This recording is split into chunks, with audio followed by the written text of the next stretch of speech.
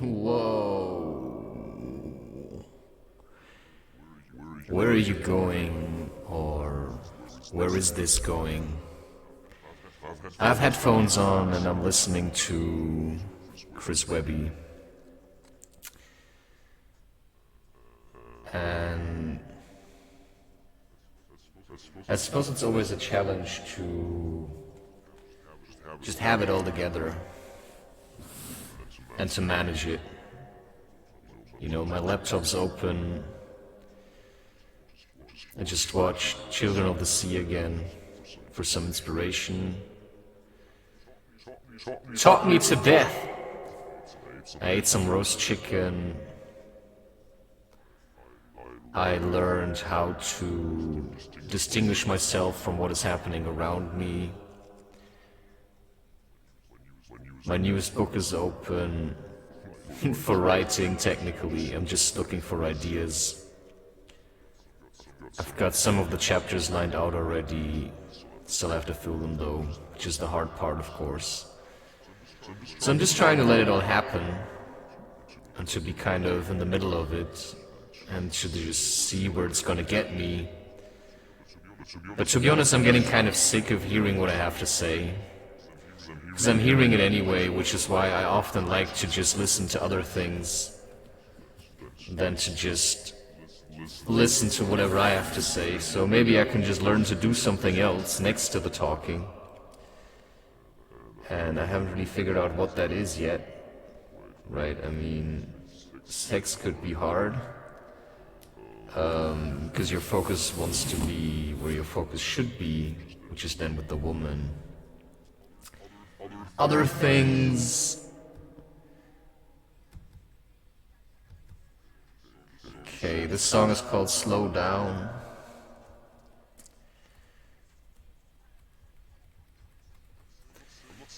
I'm not saying it's the best thing to listen to, I'm just saying it's something that you can do. And I'm not quite sure, I'm usually so overwhelmed with all these emotions and choices that I think I have to make that. In the end, it's hard to do anything at all. Which is why I just stick to what I know at the moment. That's just YouTube, recording episodes, just making content. I'm not very motivated to go all out anymore. You know, I don't want to create super complicated videos simply because I have the feeling it's enough. I mean, well, that's just what's going on in my life at the moment. I could say, no, hey, what is going on in your life? Then you'd be like, whatever. Or you would say, hey, you know, everybody's just talking so much. And if you don't talk, it's weird. Right? I mean, technically every woman has a chance, but they don't. Because the woman that I know would just jump right at me and be like, hey, what's going on? And I don't know who that is anymore. If it was someone I met in another life, if it's someone that, you know, who's it gonna be? Because I'm looking for a feeling, most of all. And I've only found that in one woman until now. And so I can just keep talking about women. You know, I've like picked up weird vibes from women. You know, like some women have like fluff around their mouths. They're like sweet talking what they do. So they're hiding their shit.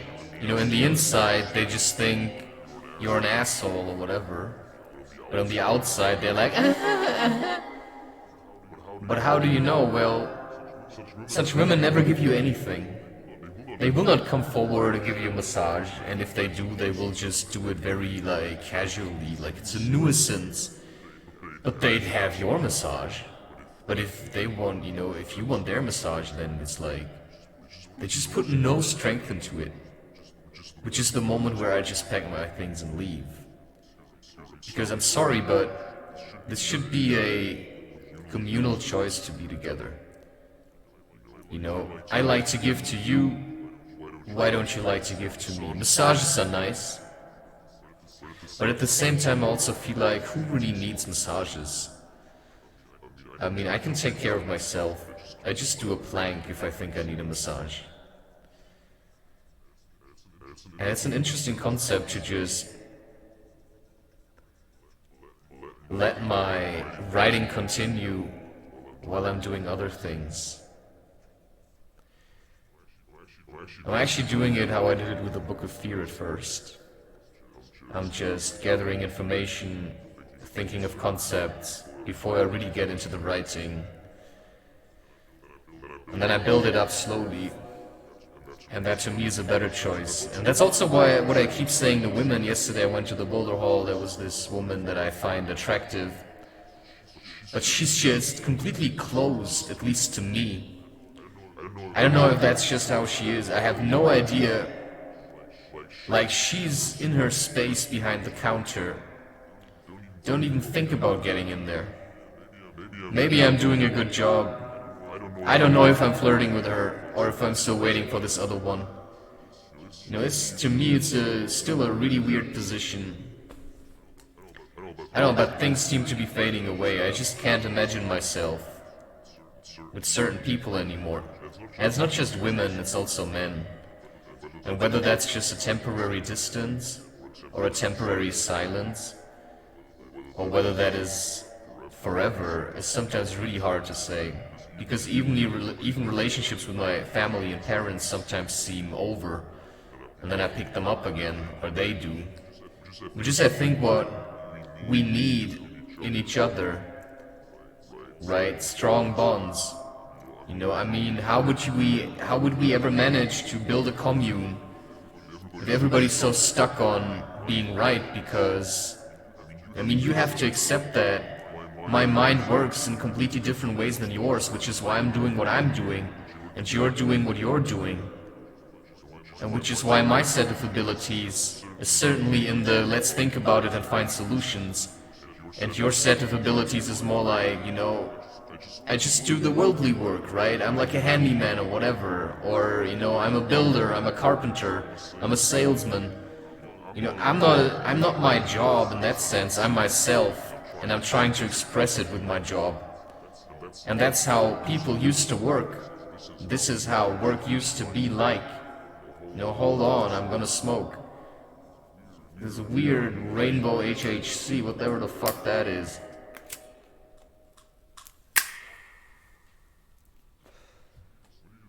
When you just stay at home and you don't know what to do, and then you feel like you're being sifted back off onto the streets, right? It's like you have like a sieve, and then you're just sifting tea, and then you just take the remaining tea leaves and you just discard them. If you get caught in the net, and that's what's gonna happen to you. You know, doctors are gonna come and stick all kinds of tubes into your rectum. I don't know, or inject stuff into your veins, and then make you feel like, you know, you deserve it. You deserve to be treated by professionals who cannot distinguish themselves from their environment anymore, because they're so convinced that there's some kind of god in a white cloak. You know, if you ask questions, they don't even want to answer them. You know, I have been in situations where I was before a surgery, and there was like, I had an abscess, like a pus bubble, so they said. Well, I had it, you know, it was very irritable. And they opened it, and it was probably good to do so. Not sure if you could have done it somehow else. Well, today I could. But what happened to my ankle, I would have probably gone to the doctor. I just don't want to hear myself. I'm still hearing myself, but... Today I need stability, so I listen to music, but it's painful to my ears, to be honest. So you just want to take it off at some point. I always get there, right? I can only get stability from other people to a certain degree. And other people include listening to Terence McKenna or Chris Webster or watching movies. Because that's still the work of other people. But it doesn't really work unless the music is loud enough.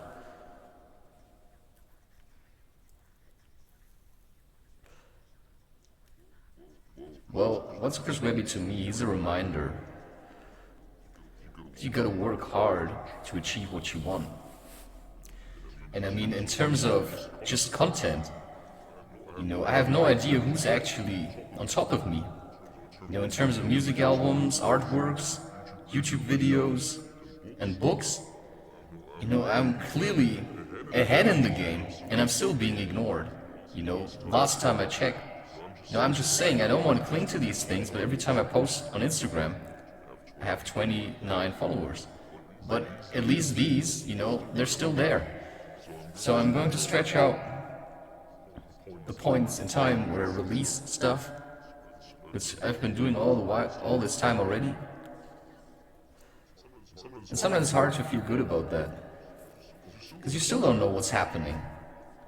You know, what you want to happen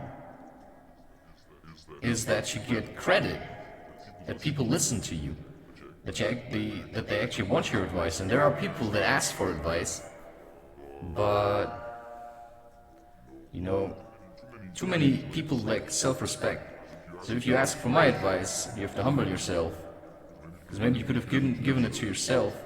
And sometimes I don't even know if you're just acting. I mean, if you're just saying things to get my attention. You know, I've been doing that. I mean, I've been telling to my parents how hard it is, because I have a goal. You know, I have a vision. There's only one way I can succeed in accomplishing that mission. And that's not just being with a woman, that's being my own man. I think that's the hardest thing of all. Oh well, that's a song I haven't heard before.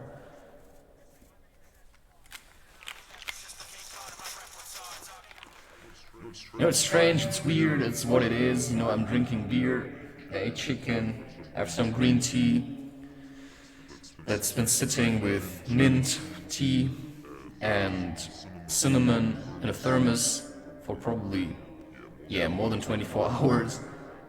And it's a good brew.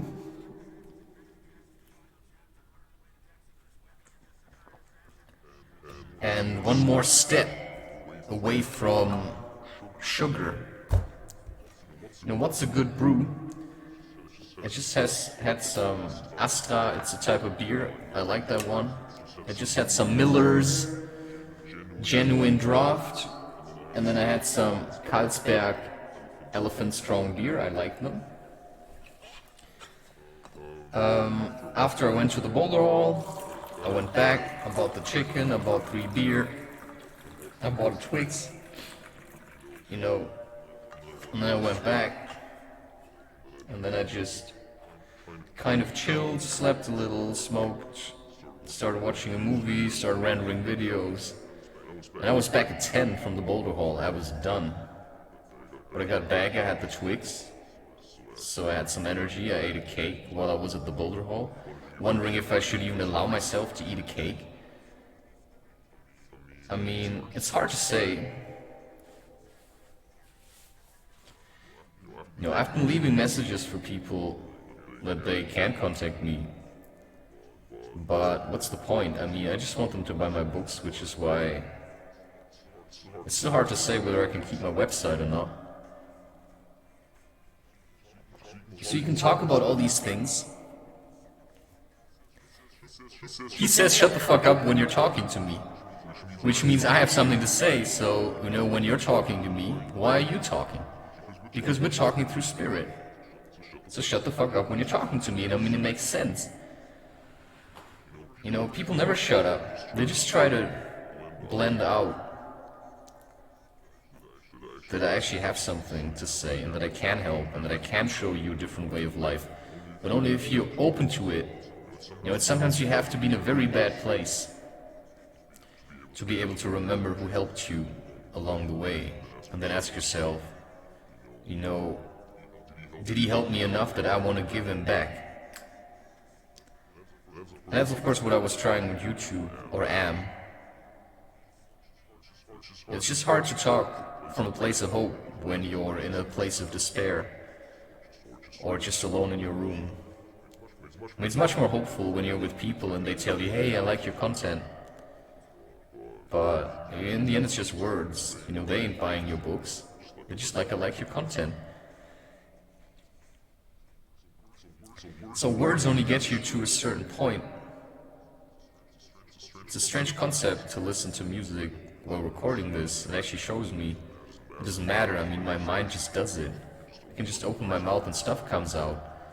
At the moment I'm really reluctant to relate any of the stuff that I say to, like, the holistic approach, or, the all. I've talked about it in the universe at large.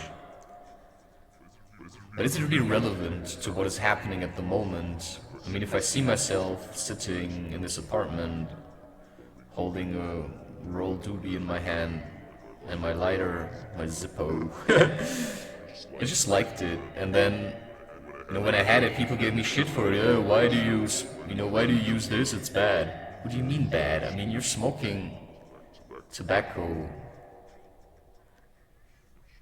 and you're drinking sugar poison water, and you're telling me, what does it mean? I roll good joints, and I think they taste relatively good depending on what I have to roll with. I can roll a good joint.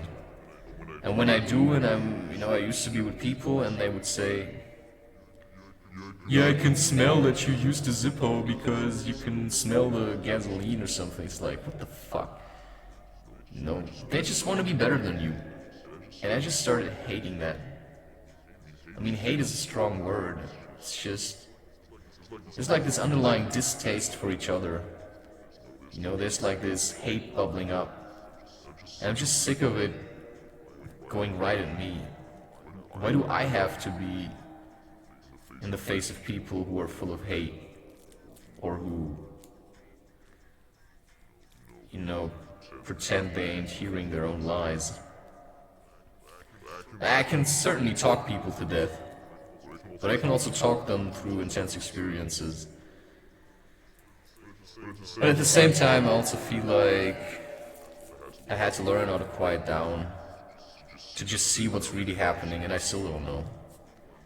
What I realize is that, whoever this is that I met in the Boulder Hall, and she looks attractive and all, she wears like nice tight pants so you can really see her butt. It's like they're eating her butt. She's got a good butt, don't get me wrong, but everybody can see it. And then there's just nothing happening when I try to talk to her. It's like she's empty or something. And I can't feel her, because she also seems too big for me. Or maybe she just thinks she's on top of everyone, while I think she isn't. A lot of people, they talk like they're sitting on a high horse. And there was this girlfriend I had quite a while ago, 14 years or something. She was like, yeah, I like riding horses. Well, she never liked riding me. She would just like lay on her back, let me do all the work. Not entirely, but just ask me the question.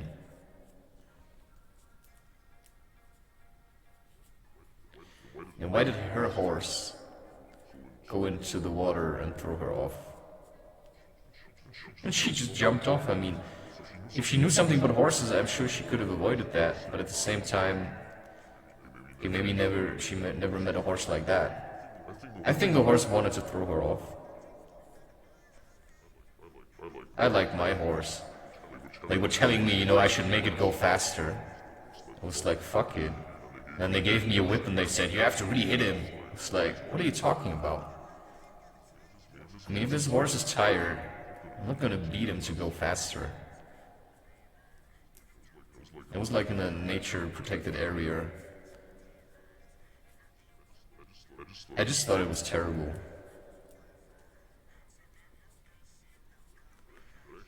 But actually, that's where my girlfriend at the time stepped up for me, which was a rare occasion. But I'm just gentle. At least I think I am. But if people really dig for my shit, then sometimes it's time to show them. And it's time to show them that you can also be better, right? That you can be really vulnerable and almost dead. And then you just pick yourself up without running, going back to bed all the time, which is what I'm basically doing. I'm just running to bed and back, and then, I'm not sure, should I write this book? And then I'm stuck at this idea of what is the never never. I mean, that really pisses me off. And whether it pisses me off because it introduces, like, a line of reasoning that assumes that there is a place different from the one that you're residing in. And what that means is, the never never is termed from, I've already mentioned that, I suppose, Jim Butcher, the Dresden Files. So the never never is something he can access. You can open a portal through charms and stuff, and then he goes through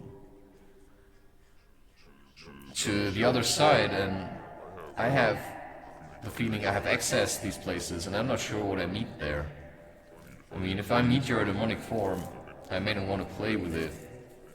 But maybe if I meet your demonic form, I can talk to it, try to soothe it, and then let it reverberate to the other side. Because I managed to pacify your shadow a little. Maybe that helps, I'm not sure. I don't know what you do in the meantime. Because I often don't see the results.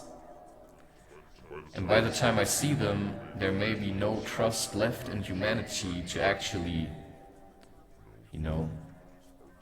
harvest them. Or greet them.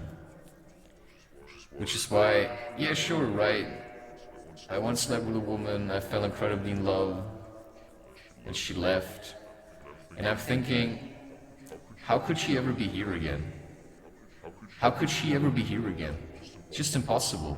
Just can't imagine myself with her anymore. I can't imagine how she would be kind and take me in her arms or something, and maybe that's just not the position that it's supposed to be like, right? Maybe we will never have cuddle sex. Maybe we'll just have this dutiful, let's make a child.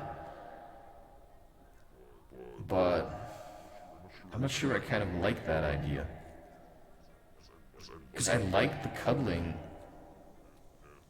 And if I weren't alone here, I would certainly do other things if there was a woman in here, but it would have to be a woman that understands.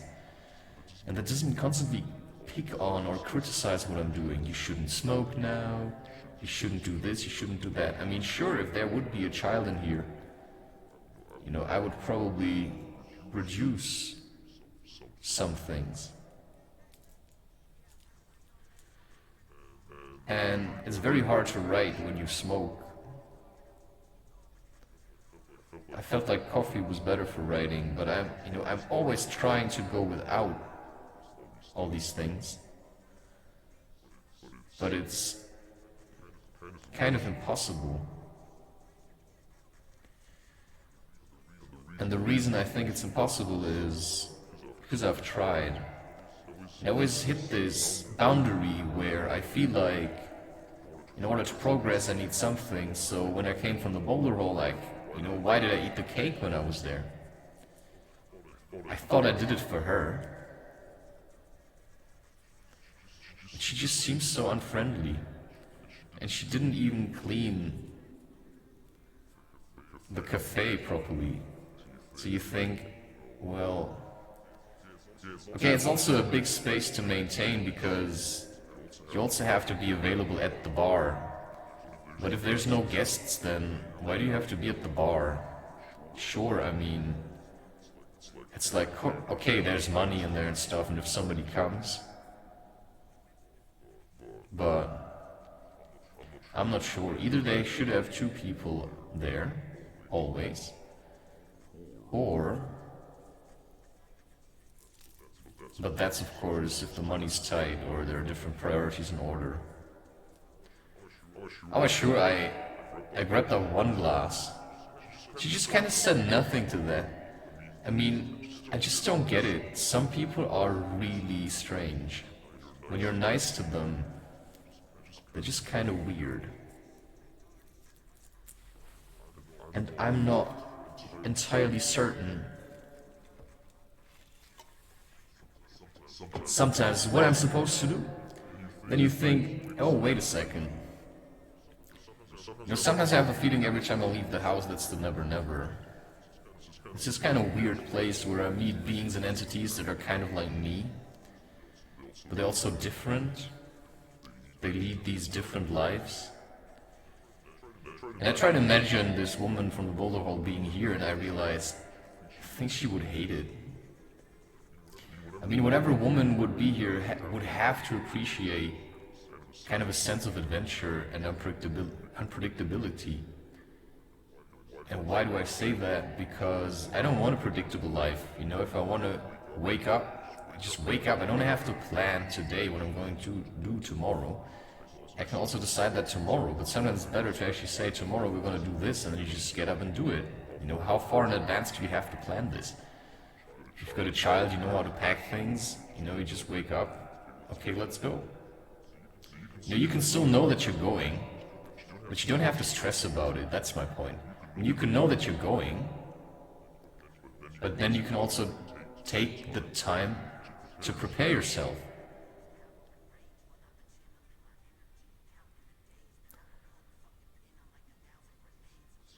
That's a good song. And it's called When's there off the next bonus track? Okay, so what does he say? I've been channeling my energy. He's got good beats. To me, he's one of the best. It's also hard to compare him. He's very different from me, which is why I like listening to him. It just gives me an alternative perspective. But I can see, you know, middle-aged family, middle class, yeah, out of my cage. To flip the fuck out. You know, he knows that he needs the hate to work with it. But as long as there's hate, you're gonna work with hate. If there would be a lot of love, you'd be working with that.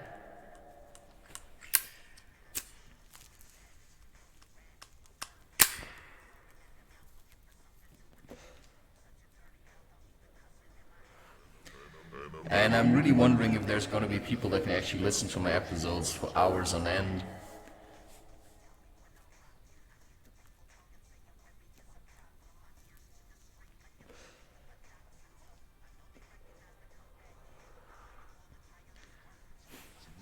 Simply because it's so hard to understand. I mean, I'm hearing the words that I'm saying sometimes in my mind before I'm saying it.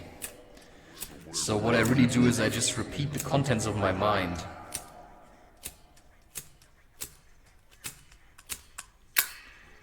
Which is why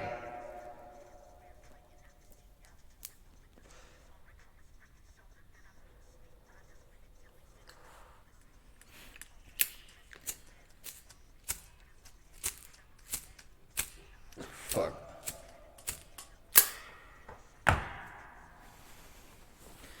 I kick him so hard in the chakra that his neck is breaking.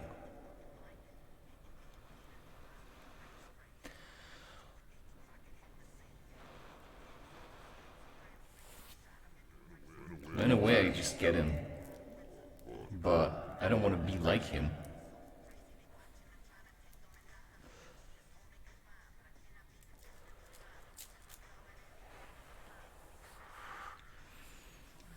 But he's good.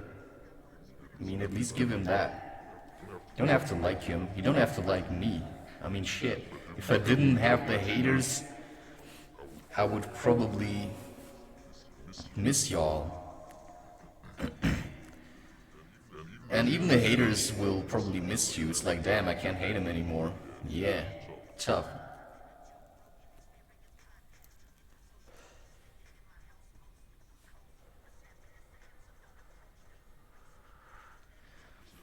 So yeah, things always look really bad. Well, why do you have to worry all the time? And being in the moment also has to do with accepting. When you have a place for yourself, you can do what you want. So what do you want?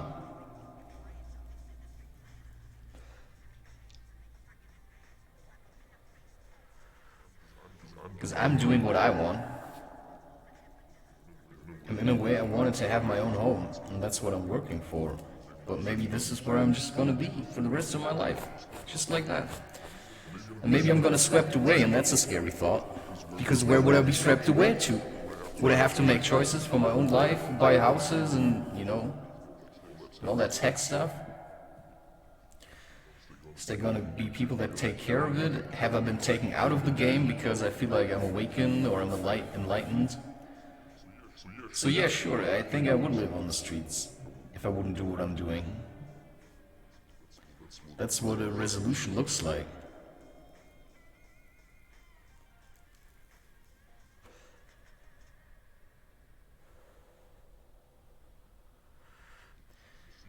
You see something, you want something, you work for it.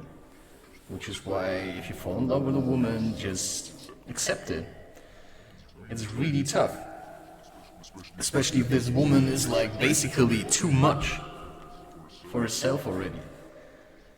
So could you give her what she wants? Well, that's a tough one. I think now I'm getting into it, but it's just so hard. I mean, don't get me wrong, when I sit here and I roll a doobie and I listen to music, sometimes I really have to laugh. And I think of recording it and I realize, yeah, how would I record that? Because the energy's kind of fading out of me, because as soon as the record is running, I also feel like talking. But I don't always talk. Now I talk. But I've also been silent most of the day just to prepare myself for this episode. Because doing anything else would just be probably violence. But if you give in to feelings of rejection, sure, energy's piling up. I would like to inject it into a woman. It's just so soft and nice and like wiggly and wah. But, unless the woman would really come forward and say, I want this. And I would know, I don't know, I just can't imagine having sex anymore. And that's just a very strange place to be in. Because everybody's just talking about that all the time. I mean, sure, there's people that say, I never really wanted sex. But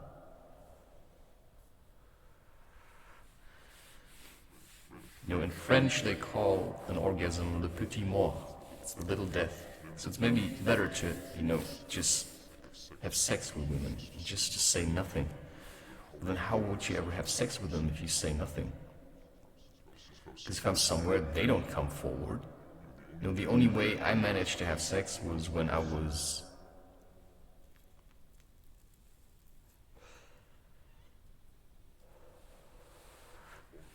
long enough with a woman to have her open up to me. And that's hard work. And at the moment, I just don't have it in me anymore to open up women and people all the time.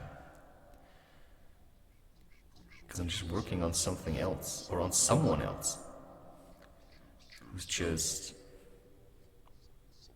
somewhere else. And so I'm constantly being faced with this idea that I may be alone for the rest of my life, and then at the same time I keep my phone on all the time, because I think, well, what if somebody's gonna call? But who would call? I mean, I doubt that. Okay, maybe they still have my number, but I'm quite sure that the talks I have with people are quite intense.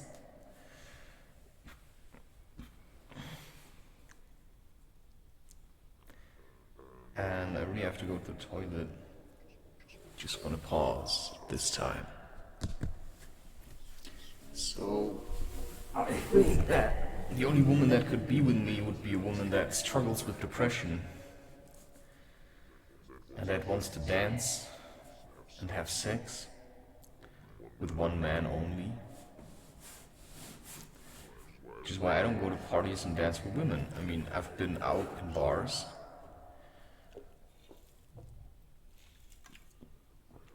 I have danced, but I have danced in a way that made sure nobody's gonna dance with me. Because I also don't dance like other people.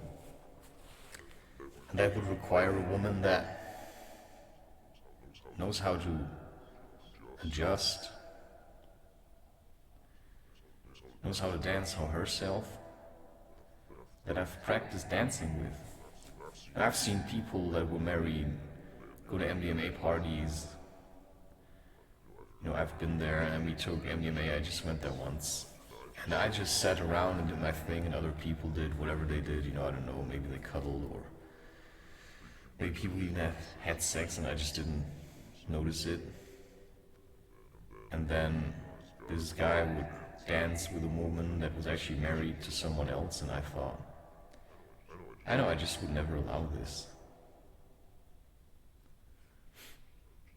I would just never allow this. It's this kind of a party mentality that I just think humanity can't really afford anymore. Which is why I often seclude myself from a lot of these things. And that's then where I say, I think, I'm just taking care of my own health. And I do feel better alone than with people that are full of rage. If I know you, I can feel your rage from the distance. At the moment I don't really feel a lot of people, or I'm reluctant to, now I just want to go back to bed. I just constantly have this. And maybe it's because I smoke. Tobacco certainly makes you sleepy and timid, kind of drowns out your spirit. But at the same time, it sometimes also gives me different ideas. And that's what I'm still trying to understand. Do I really need these things? Or do I just hate myself? And I just want to numb myself. So why did I drink beer today? Somebody told me the other day I shouldn't drink for 28 days and write a book. And then I get back home and, it sounds so, oh yeah, that's what I'm gonna do. And then I even tell people, yeah, I'm writing a book. And yeah, I'm writing a book. But I also do drink. I mean, not all the time, but sometimes. So maybe it would be best to just not leave the house. And to just never have sex. And to just focus on your own personal development. But I like to do it in this way, that I seclude myself for certain periods of time, like a week maybe, 2. But then there's also so many people that I feel on the outside, where I sometimes feel I don't know, I just feel I have to engage with you, and then I think, well, does that make sense? Was it really important that I went to the boulder hall yesterday? And then I could say, well, it was important to me, right? It was important to me. I wanted to post Instagram images so that I just have them out of the way and I don't have to worry about posting them anymore. So at the moment I also think about, it's hard to say at the moment, I want to have this laid-back life of a writer. That's how I keep imagining it. And I'm just at home, I'm writing, and I feel good about writing. But then there are so many other distractions, things I feel like I want to do. And the question is, am I avoiding to write, or is it just not the time yet? You know, am I still looking for something? Because up until now, you know, yeah, I have worked slowly, very slowly on this book. You know, I don't want to rush it this time. And that's what I said yesterday in whatever the boulder hall is, whatever place in me or outside of me. I just like to consider that these things still exist. For me, it's just hard to remember it when I'm alone in my, I know I want to say crib, because I'm kind of reborn here all the time. And I'm recording it, and that's of course yoga. You know, I don't think that what they said about the, I mean, of course, sure, what they said about the Buddha, you know, he was finished, he was done, he sat under the Gautama something, right? He was sitting under that tree, and then he had enlightenment. And then everybody thinks, oh wow, maybe I just have to sit under a tree. Yeah, well, you may, but what are you gonna find, right? The idea of sitting under a tree is probably finding yourself. Oh wow, this is who I am. And when I'm out in the forest, you know, it's alright, I remember. But when I'm back here recording stuff, you know, I kind of tend to forget. Which is why I do use substances to remind me. You know, if I would just live in the forest, and I would know what to use, you know, now is the time of the year, you know, I could collect fly agaric, but at the same time, I'm kind of scared of them. But maybe if I do it, I should do it from home, instead of doing it outside. And that's, of course, a very nice idea. Because if I take psychedelics and then I leave the house, you know, I don't know what's gonna happen. So yesterday I first smoked and then I left to Boulder. And I felt like really anxious to do the jump as I usually feel. And what I felt was that there was this woman inside of me that I'm always talking about. And she was afraid that, you know, I would go to the Boulder Hall to pick up other women, have sex with them. So question, how would she know that? You know, if we are connected, if this thing really exists, and it's like a twin flame or something. Because the concept of a twin flame, you know, it has occurred to me that there may be a soul that's similar like yours. And the question is, would it be nice to spend time with that? Because I know how I am. Would I want some, you know, but that's how animals do it, right? I mean, a strong leopardess, a strong female leopard entity, right? Being of nature, you know, a shadow hunter or whatever, or a cleanser, you know, somebody who takes care of the business of life and death, or whatever, just fights for his own life at the cost of others, which is what we all do. Everybody feeds on something else. You know, even plants, they don't just take sunlight, they also eat things, like dead animals, right? I mean, they have roots and bacteria disintegrate or break down all the stuff that has died, and then plants live off that. And that's then the cycle, of course. And then the animals come and they eat the plants. I mean, that's just what they said in The Lion King, which is actually find a terrible movie. I tried to watch it again, but it was so cheesy. I just couldn't let go of, you know, the hype, right? So if there's too much of a hype, it's probably, which is, I am still kind of trying to hide, right? At the same time, I would like the hype. But I'm sure that if the hype was there, I would start to hate it. Because I'm afraid of these things. Like, what if you leave the house and people, like, wait, you know? You would just never leave the house again. Which is why I have really, like, I don't have fixed times. I don't go every week at the same time to the Boulder Hall. You know, I go when it's time to go. And I record when it's time to record. And when I get bored, I do something else. So if I wouldn't have smoked, I would have just slept. So smoking just gives me something to do. To stay out of bed. And to just dwell on, shadow matters. To retreat within, because what else am I going to do? But of course there are also better ways of retreating within, I think, right? Such as sitting still, breathing, focusing on your breath, and just allow yourself to be. And I seem to have a problem with that. But if you think about it, if I would just let myself be, not talk, not really do anything, just sit and relax, maybe my whole environment would relax around me without me having to run around trying to relax it, because I'm just spreading relaxation from the space that I create and maintain all the time. You can maintain a mess if you want to, but I just wanted to, create a place that's actually also clean. So, yeah, I do say always remember the child, which is why having scissors lying around, if you think about there would be a child, then you would probably have to take care of that, Which is also why I like the idea of a small apartment.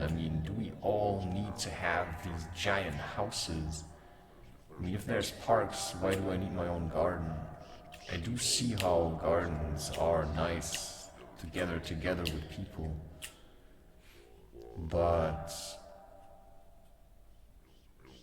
I still like the idea of a commune. It's just hard to find people who would be really into following you, because I feel like I would be the one to start one and to set up rules and boundaries, but for that I need people that trust me and my choices, and that believe in me, and that say, I think you could be some kind of leader, even if it's just the emotional or intellectual leader, right? But in a way I'm preparing myself to be something like this. But without people that support you and your ideas and ideals, and that think, I think, for some reason, I think he knows best. You can't force people to, feel this way about you. You can just be yourself, and then let things develop by themselves. So, if I always walk around and I think I have to make advertisement for my work,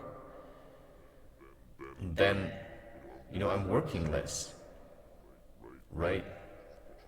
Which is why I like to get these things out of the way so that I can do other things in the meantime, because this is a one-man band. And sure, the idea of having people make music and then, singing onto that is very nice, because at the moment I'm really struggling. I think I ought to make music, but I'm also really filling myself with new ideas and concepts, which takes time.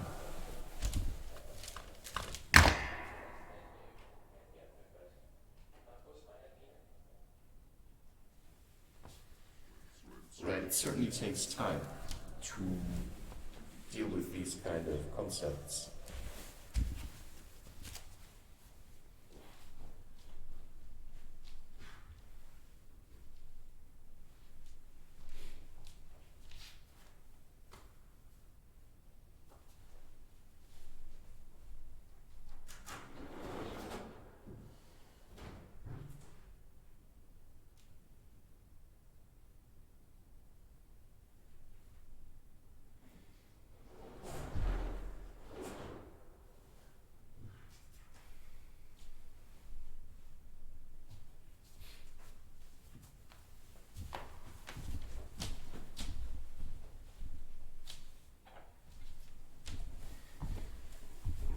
Now I think it's time, and then I think time for what?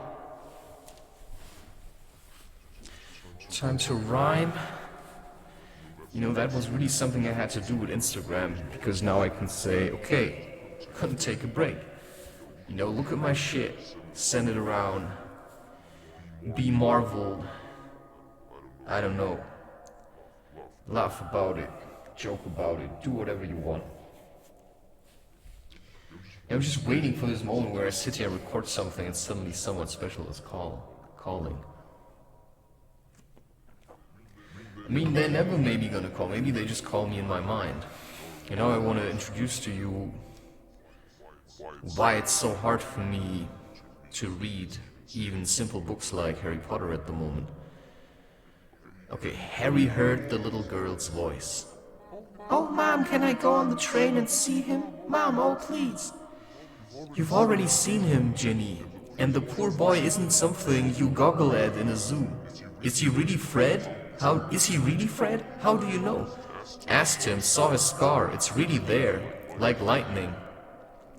"Poor dear, no wonder he was alone, I wondered. He was ever so polite when he asked how to get onto the platform." "Never mind that. Do you think he remembers what you know who looks like?" Their mother suddenly became very stern. I forbid you to ask him, Fred. No, don't you dare, as though he needs reminding of that on his first day at school." "All right, keep your hair on." A whistle sounded. "Hurry up," their mother said, and the three boys clambered onto the train. They leaned out of the window for her to kiss them goodbye, and their younger sister began to cry. "Don't, Ginny, we'll send you loads of olds. We'll send you a Hogwarts toilet seat." "George, only joking, Mom." The train began to move. Harry saw the boy's mother waving and their sister half laughing, half crying, running to keep up with the train until it gathered too much speed. Then she fell back and waved. Harry watched the girl and her mother disappear. As the train rounded the corner, houses flashed past the window. Harry felt a great leap of excitement. He didn't know what he was going to.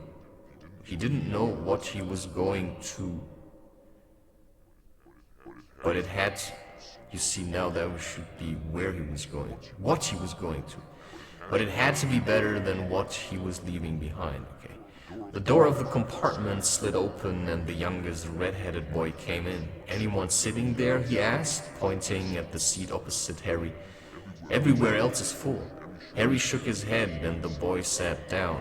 He glanced at Harry and then looked quickly out of the window, pretending he hadn't looked. Harry saw he still had a black mark on his nose. "Hey, Ron," the twins were back. "Listen, we're going down the middle of the train. Lee Jordan's got a giant tarantula down there." "Right," mumbled Ron. "Harry," said the other twin. "Did we introduce ourselves?" "Fred and George Weasley. And this is Ron, our brother. See you later then."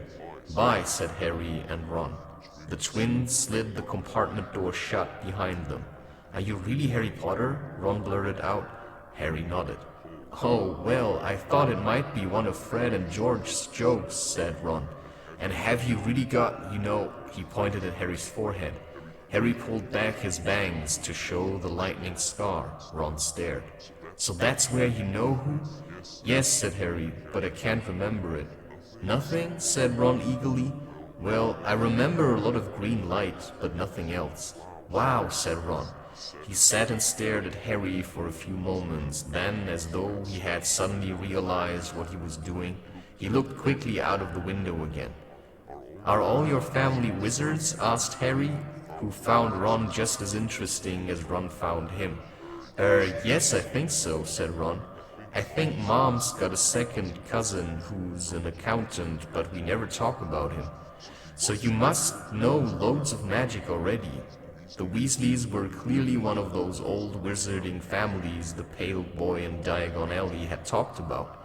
I heard you went to live with Muggles," said Ron. "What are they like?" "Horrible. Well, not all of them. My aunt and uncle and cousin are, though. Wish I had had 3 wizard brothers." "5, said Ron. For some reason he was looking gloomy. "I'm the 6th in our family to go to Hogwarts. You could say I've got a lot to live up to. Bill and Charlie have already left." Bill was head boy and Charlie was captain of Quidditch. Now Percy is a prefect. Fred and George mess around a lot, but they still get really good marks and everyone thinks they're really funny. Everyone expects me to do as well as the others, but if I do, it's no big deal because they did it first. You never get anything new either. With 5 brothers, I've got Bill's old ropes, Charlie's old wand, and Percy's old rat. I actually really like reading things. It's just, if I just read, it just turns out to be a waste of time because, why would I sit around reading Harry Potter all the time? Because now I actually focus more on the reading and story. Okay.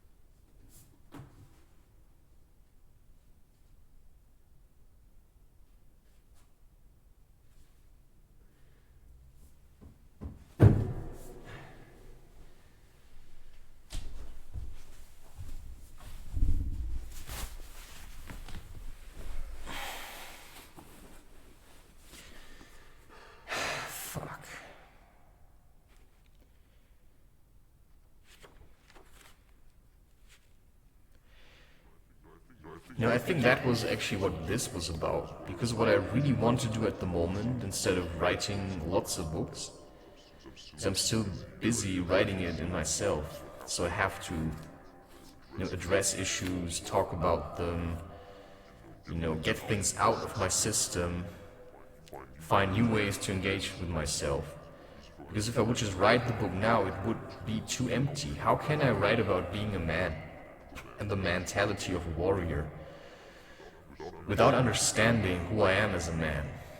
Which is why, I'm certainly no weakling, that's for sure, but I feel like I'm lacking certain qualities or the presence of a woman, but then that just sounds like dependency.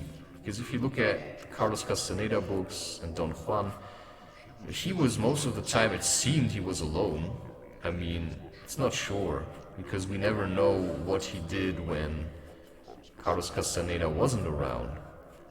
And then of course it might still be just a story that he wrote, but it seems like an actual accord of what has happened. Although Terence McKenna was kind of taking a piss on it, I think why he did that, because that guy was, according to the stories, trained by a shaman and given all these insights, and Terence McKenna always had to do it himself. So he certainly had his own sense of direction, and I'm trying to have that as well. You see, I'm not quite sure. Oh, Harry, if the council learns that you've misled them, they'll probably charge me with treason, I said. Michael rose from his seat, but I stabbed the finger at him. The longer we delay, the longer those creeps stay in town. The longer Summers' hitmen keep coming after me. You see, I really like this, but not now. Not entirely.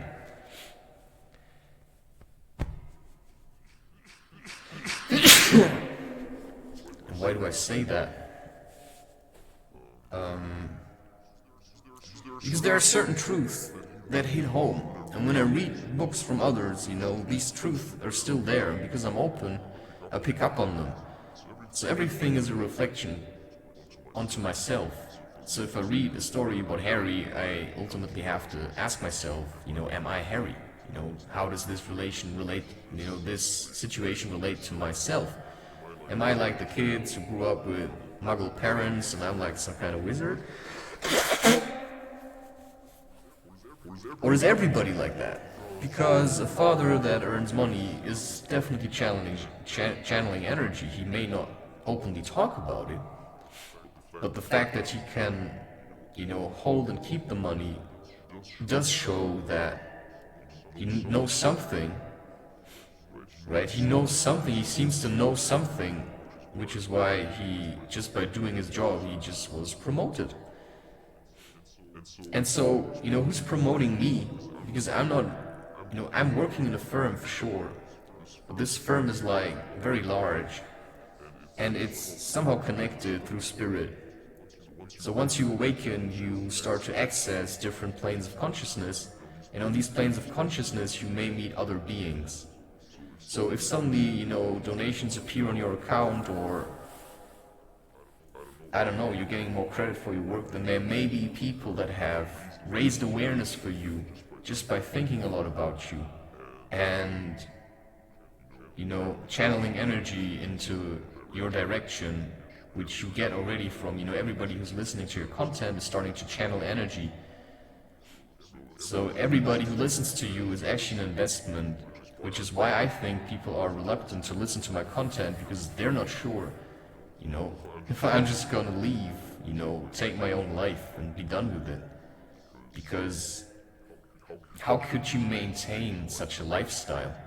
It's almost impossible to maintain such a lifestyle. And this is where again Chris Webby comes up, where he sings, I don't want to cling too much to what people said, but it's also a way to simply use what I have from this world or existence or reality. And I prefer this to being nailed to the cross, right? People can nail me to the cross in their minds. That's just stigmatizing, right? It's like nailing you with anger and hate, and then if you actually want to materialize that, right, take my life. But I'm not gonna make it easy for you, which is why I will still probably stay well aware from being such an open and public figure as Gandhi. But if my life would require it of me, it's impossible to say what I would do. I do feel there is some kind of revolution, but not the kind of revolution that, picks up guns and shoots people. More like the kind of revolution they had in, V for Vendetta, where you see this image where these kind of hippies stood there, and one puts the flower into the barrel of the gun, and then, was that Watchman? Yeah, it doesn't fit in there. I think it was V for Vendetta. It's more the kind of revolution that just does their own thing, feeds the things that they see value in, instead of just what everybody else feeds, which is then of course what the hype does. Which is why I may never have a giant platform, but I may do. So what I'm saying is, it's not really my choice. If I stop doing my job, then I will certainly wither away into non-existence again. Because in such a fast-paced world, people want frequent content, and if you look at my content, it's insane. Every day there's like a 1 hour video. Who's supposed to watch any of that? I'm just showing, I can do this, and then insane, if people say he's insane, it actually starts to become something that has a lot of respect. Because who else could do that? How do you want to, if somebody's so far away from how you live, the content I create is completely unique. I've never, I haven't looked, but I don't know of anyone who does this kind of stuff, who goes in depth, does it in such variation, has such a high versatility. There are albums which are completely different from each other, and I like that. But, I'm the one who created it, which is why, to me, it's very hard to judge. Which is why there is this intensity of not knowing, can I continue with this? Is this the right path? Right, for me, to get to where I'm supposed to be, which is kind of what my vision has shown me, but is this the way to get there? And just in the way I talk, I realize I have become way less judgmental. I can't really pin myself down on anything. Because as soon as I say it, I realize what I've just said, and because I listen to what I say, I can correct myself. And so yesterday I was at the boulder hall, and somebody came, and there was a boulder where most people they jump to the top. It's like a huge element, kind of blue, like a fake piece of rock. And then it's like level 6, which is already quite advanced. I think goes to 8. And then you have to stand on these 2 things, and you have 2 things where you can hold your hand, and you have to probably jump a meter up, and then make it 90 centimeters or something. And then you have to cling to this giant element, which probably sticks out 40 to 50 centimeters. And some people do it like this. And I just tried a different approach because I realized I don't have the strength to jump and hold, or I didn't, that wasn't why I was there. So what I did, I tried to climb it underneath, and then somebody came and he said, "What the fuck were you doing?" I was like, "I don't know. I'm just trying my own way." And he was like, "Well, that's not how it's done." And I was like, "Are you mobbing me or what? Like, you don't even know me, why are you mobbing me? Why do you come here and just say this?" I mean, of course, he was just going strong, and I'm not gonna sit around hating him. I just played the game. He challenges me, okay, But he actually managed, and he was quite buff. But he had a lot of muscles. No idea how he did that, man. He also had the support of the group, of course, because I didn't think, fall down. I just thought, way to go, man. I sometimes realized I was clinging to some thing and I wanted to go up, and I was really struggling, and then somebody came and suddenly I did it. That's when a child is climbing and they're like, "Look at me, daddy!" If nobody's looking, sometimes you're reluctant to give it your best shot, which is actually stupid. But for me, it's certainly true. If I record myself, I can talk a lot. If I record myself with a camera, it makes sense to move. As soon as the camera's running, I'm just giving you my best self. I can show you that I'm angry, but I'm not going to shout at the camera or at the microphone. But I may shout at a person. I mean, if they're really going out right into my face, of course, now I'm in this safe space where, people really would want to get into here if they would just come into here without me inviting them, or, I'm already afraid of somebody ringing the bell because I wouldn't want them to come here, and maybe that's the right mentality to keep them away. Maybe it's their fear that I'm feeling. Because there's actually only one woman I would just like to appear here, just like, "Hey, I'm gonna stay now," right? But at the same time, I would really have her to take charge of this relationship. Like, she would really have to want me. She would have to track me down like a bloodhound, because she wants to have what I have to give.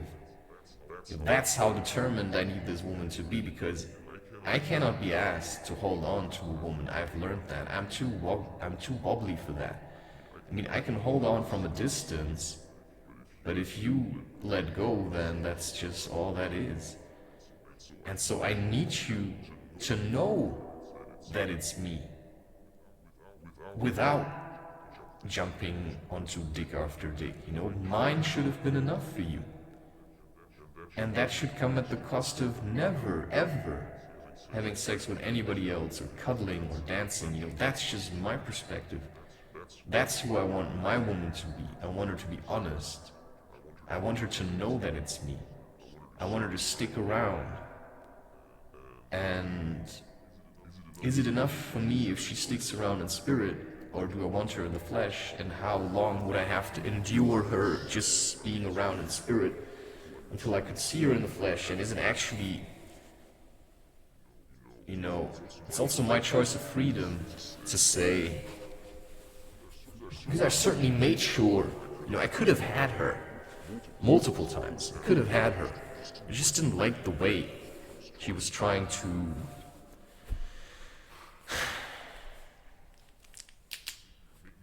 make me dependent on her, or give me the feeling that, she has me now.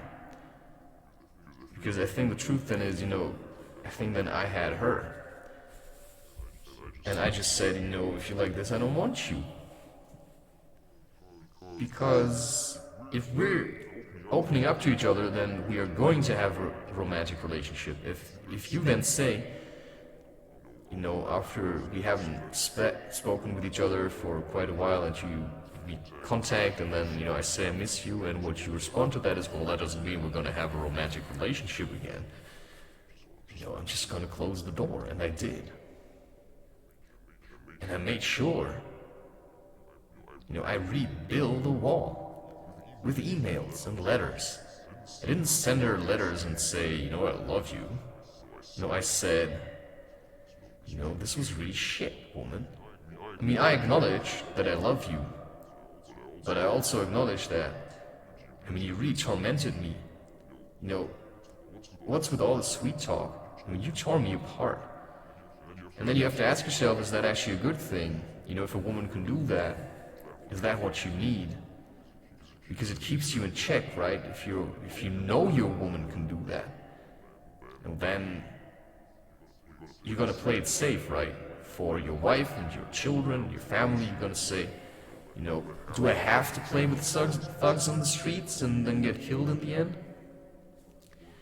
Or do I want to just, only open up in a safe space? So this is a safe space, this is my, office, recording room, my life, my home, whatever. And then the Boulder Hall is the next best place. And then, of course, my family home, where you feel like you can open up and people see you for who you are. They don't bother you. They don't come and talk to you, There were people that came and talked to me in the beginning. But now they stop. When they see that I'm working, they don't approach me.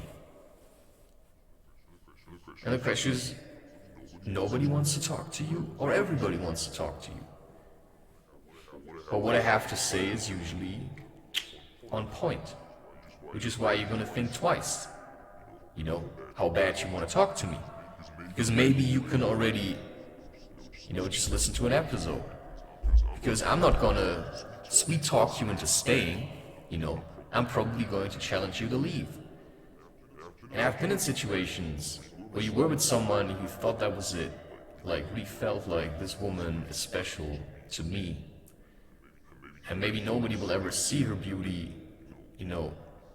in this dualistic being, which can be full of rage, but it's just full of emotion, just may cry for no reason, but with passion. And I once read a poem of a woman that posted it on the internet. She later took it down, which I found a really dishonest move. It was a good poem, and I would like to read it again. I liked her, but yeah. Maybe that's her. Maybe that's who I've been looking for, and I just got sidetracked again, but it's really hard to tell myself these things. Sure, any woman could do, but if I'm looking for this one woman and other women, then I'm every time going to be disappointed. And that's what I realized. Not every woman can satisfy me. You may want to stick it in a couple of times, but if there's no spark, then there's no spark. Then either, because I've got fire and I cleanse myself. But if I sleep with a woman that never cleansed herself and that's just, holding on to all these emotions, has like, I don't know. And maybe she's got a good place in herself. I'm just talking about someone else now, the one from the Boulder Hall. It's hard to judge someone if they never say anything. But maybe the relationship between us is clear, right? Maybe we're too far apart, which either means, she may be further away than I am, or maybe I'm further away, or maybe we're just getting back together, and maybe in the end it's just gonna be, I don't really know, right? But I feel like I'm done running after women. I think the woman should come to me now. I mean, whatever a king is, But a king is just, normally should be a strong man, and then women are presented to him and he has to choose one. And if you always keep choosing different women, well, you know, it's hard to maintain that. People are gonna hate you because you take all the good women. Then you think, but if I do a good job, if they're, that's constantly what I'm getting back to, this idea of having several wives. And then, but that could only work, if you father a lot of children, which is always a possibility, and you manage to feed them, and the mothers, then the mothers should also be content of just being around you and doing whatever they do to support whatever your dream is. So they join into your dream because you created something that's safe. Which is why, if there's someone like me who's I would call a visionary, which if you look at the different roles you have in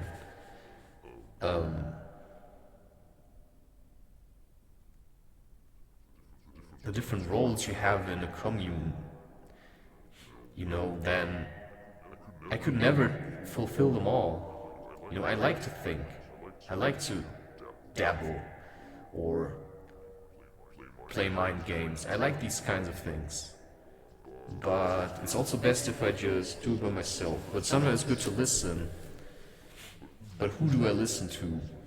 So I just stop going to people who just also want it. I just have to be quiet, and then the other guy has to be quiet. And the question is, why were we ever friends? Because we talked too much. If we would have never said anything, we would never have been friends in the first place. Or so I think. I tried to stop the talking and start the, let's play frisbee. I actually tried being friends, but I felt like I was rejected, which is why I just accepted it and just said, you know what, I don't know. This was a bit too intense for me.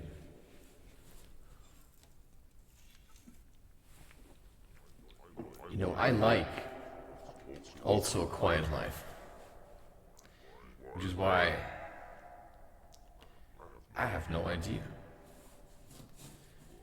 But that's what I mean with, waiting for a woman that wants to be here. Which is why, sure, if a woman would come to visit, but if I know she's gonna leave, I'm not gonna have sex with her. Because having sex with her would mean having a child, and at the moment, how could I ever support that? I probably shouldn't say too much about it, but it may also be that when the woman is there, suddenly also the money comes, or the money comes and then the woman comes. Maybe that's what this is about. Just finding my own place, and then just building something. Yeah, whatever. I've tried, and too many things have happened. If you clash too often with people, then the question is it gonna be, is it gonna be friendship afterwards, or just, can there be trust? If we clash too many times, but nobody ever really get injured, if we just clash with our mind or the way we talk, then to me that's a different thing than really clashing and if we never went as far as actually hurting each other physically, you can hurt people from spirit. I get that. That's just voodoo. So Alt J used to listen to that. Super Stitcher, there's a song called Voodoo. I kind of got bored of these things. I just kind of got bored of these things because I like to speak about what's happening right now. And I like to just let it out. And at the moment, I'm trying to figure out who I am still, also in my music. And I think I could never do, it says never say never. Okay, what does Chris Webster do? He writes songs, and he sings them on a beat, and he learns them by heart. And that's something I just never wanted to do. The question is, should I do it? Is it a way to engage with my mind, to get from flow state to clinging to something? But I think my thing is about letting go. which is why, I can also build it up and then hit the record button and then just let it all out. Which is why sometimes recording this episode really helps me to just move forward, to first have the feeling that I did something, because I actually did something, which is feeding my own goal. And then do something else, because now I have one good experience where I said, you know what, yeah, life's tough, but apparently everything I did today was just working up to the moment where I could sit here and talk, because I was just raising the energy or the awareness for the moment. And what I'm supposed to do now, and after I had checked the book several times and thought, why do I not feel like writing now? It may be that it's just too many things at once, and that at the moment what I'm supposed to do is record lots of episodes, keep posting what I have, and keep uploading videos to YouTube or just rendering them at the moment. But it just seems like, shouldn't I do more? Well, you're already doing so much. I mean, how many people can you support through the internet? Millions. Make it billions if you want. I mean, you can support millions of people if you are a constant reminder that you're still out there struggling or fighting or living. And I think it's a good concept to do the things that you want to do while you have the time to do it. Now I have the time to sit here and just record this and just channel myself into this content, and then if something hits and there's like a lot of change, I'm at least ahead so that it keeps going and I could pick myself up again and work towards, right? Because if I would just, do live sessions on YouTube, then I would first be stuck to the computer and to where I have internet, and then I would have to chat with people probably because that's what they enjoy. And I would never do that. It's such a waste of time, because in the time you sit there chatting, what do you have to say? I mean, I'm really not looking for friends. I thought I was looking for people who could help me push through my vision, but I realized it's impossible. At least here, which is why I let go of the concept of friends. I mean, I've tried a lot, but if you really want to be self-employed, you gotta focus on your own dream, man. You gotta focus on, because there are no friends. If you pick up a woman and you like her and you bring her to your friends, these friends may start hitting on her. And then you may lose her. Well, okay, then this woman apparently wasn't really determined to be with you, right? She wasn't really determined to be with you. And, if she would have been, she would have stayed, but she wasn't. And I can't help that. If you're a phony and a cheat and a liar and you just make up a story about yourself that's so far from the truth, people will eventually discover it. Which is why then it's hard to meet women. Which is why, if I go to the Boulder Hall and just sit down, if you wanted to talk and spend time with me, you could do it. But, I can't lie about my place in all of this. I'm not just here for a good time, I'm here because I need to in order to survive, literally. Also sometimes to be remembered, or to just challenge myself, because what I faced was also my own weakness. Staying at home a couple of days and then realizing, I think I need some real life experiences again, and then went to the Boulder Hall and I bouldered and I realized, wow, I was clinging to the wall like, I don't know what. And then after, I felt like completely depleted. I did one good session of about an hour, and that's basically it for me. And that also probably has to do with, I did fast before. I did feel really free and empty. But if you feel empty, it's also sometimes hard to be strong. You know, being strong on an empty stomach is certainly much harder than being strong when you just ate something, which certainly shows you how much folly there is in eating to feel strong, because the best strength comes out of yourself, which is certainly why I can ask myself, why did I eat that piece of cake? Because I think it was never a piece of cake.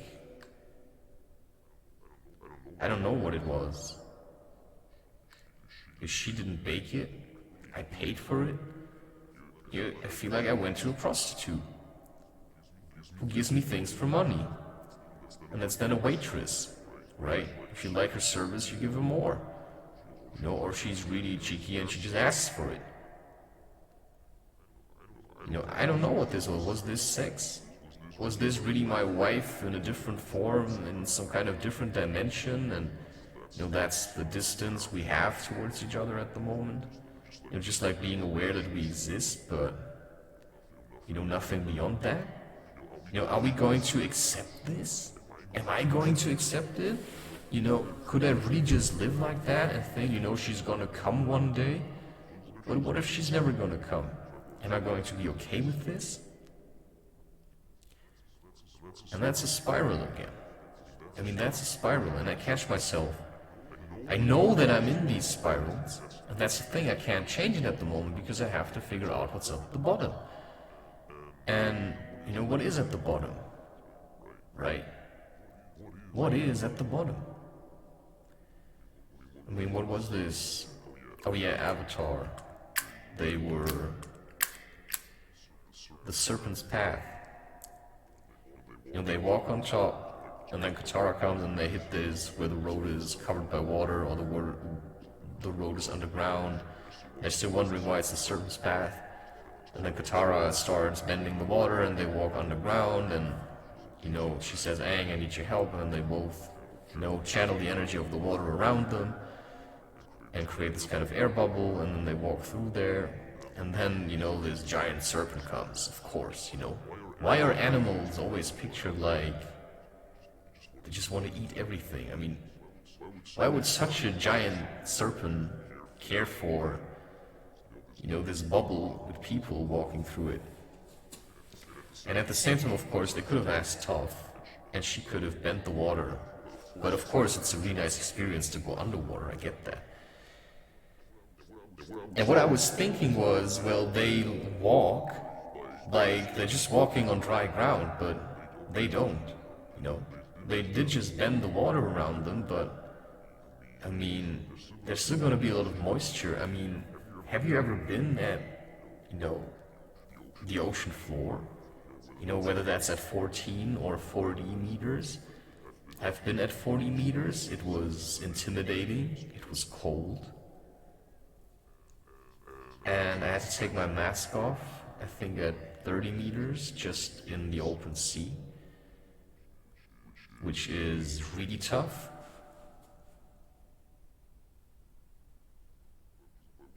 But it was a good choice. And I realized it's okay, you know, I can take it off. You know, I just closed my eyes. And why I had to do that was, I was in Jordan, in Aqaba, which is one of the southernmost cities of Jordan. Yeah, Jordan, Aqaba. And Amman is a really good place to eat hummus. I felt safe while I was there, but I wouldn't know how it is today.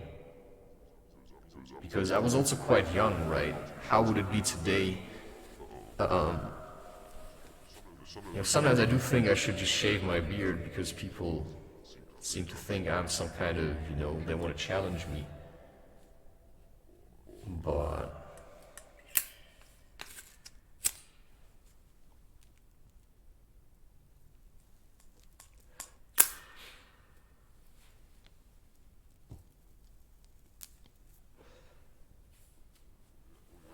oh yeah.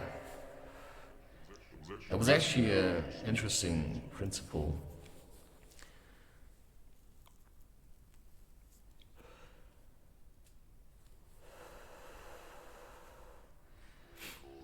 because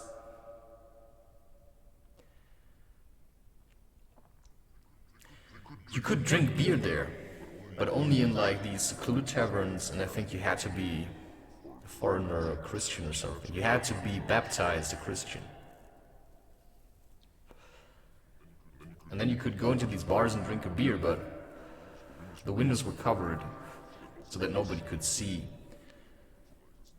So it's like they're really trying to shut away alcohol, which I think is it a good idea? You know, I'm not sure.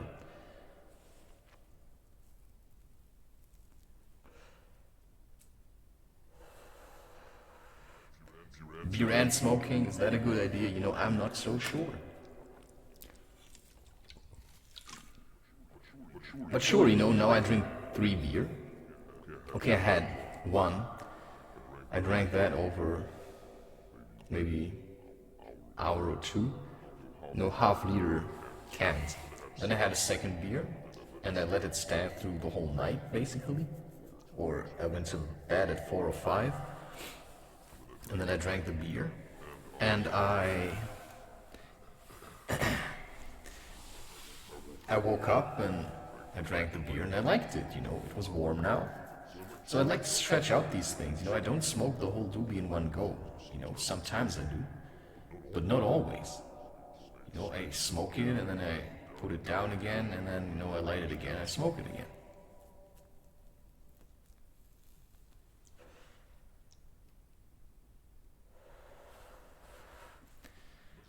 And that's, I think, what you should do with a relationship. Stretch it out a little. Maybe sometimes you need distance also to prepare yourself, which is then what brings you back to hope, right? Sometimes I touch on these places where I feel, right, it's all clear and, you know, it's going to happen, but it still takes time. Which is why being here, channeling my energy into my content is the safest way of working myself out of this fear and anxiety and move on to another place.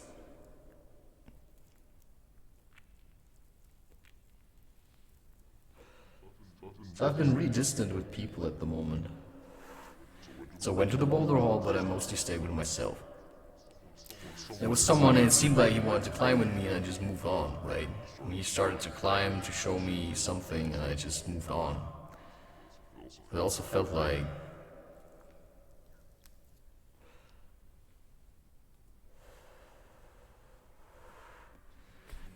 so in a way I moved on. Do I need the boulder hall?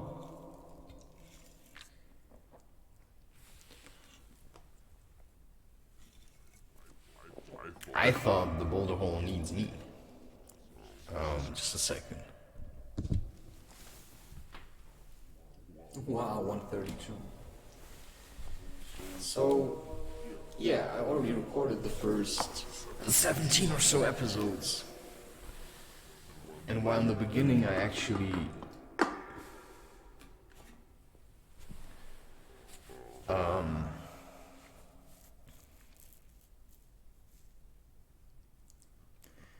did think it was also good to introduce these breaks and you never pause and also play others' content. I started to think that it's actually, you know, I don't know, you know, what's really me. I think I just wanted to show that there's also different things that I do. I was thinking about creating a jingle for my podcast.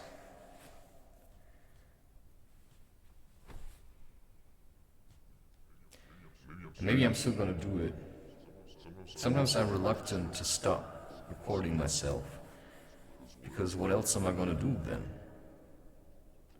So I'm probably gonna take the laptop, put it somewhere else, but then I'm probably just gonna go back to bed. Because right now I'm sitting in my living room. It's kind of my creative phase. I stopped recording content outside simply because I like the predictability of this environment, to a certain degree, of course. Nothing's ever entirely predictable. which is also, well, life does stay kind of interesting. You never know who's gonna call. And nobody, may ever call. So what was that about the Harry Potter scene? I don't know, in that moment where I read it, I was actually able to distance myself from how I feel about it too much, and I could just continue reading it. Which is what I can almost never do. Because when I'm alone and I read something, I'm just directing everything I read onto myself. But if I read it out loud into a microphone or into an audience, then there's no need, because then I'm saying something, so I'm reading it, but I'm directing it away from myself, which is when I can actually really relax. But there's just no way for me to just read books anymore. I just get bored really easily. Or I have to read something that I don't know, but I just get so bored. I just want to be creative all the time. Because that's the only thing that helps me at the moment. So I just don't feel like doing crochet or doing other things. I just want to do what I do at the moment and then get better at doing it. And also know that I've done it. Because one of the things that really helped me is to know that I have done these things. And now I'm also opening up again to making art. Now a voice says, that was really fun.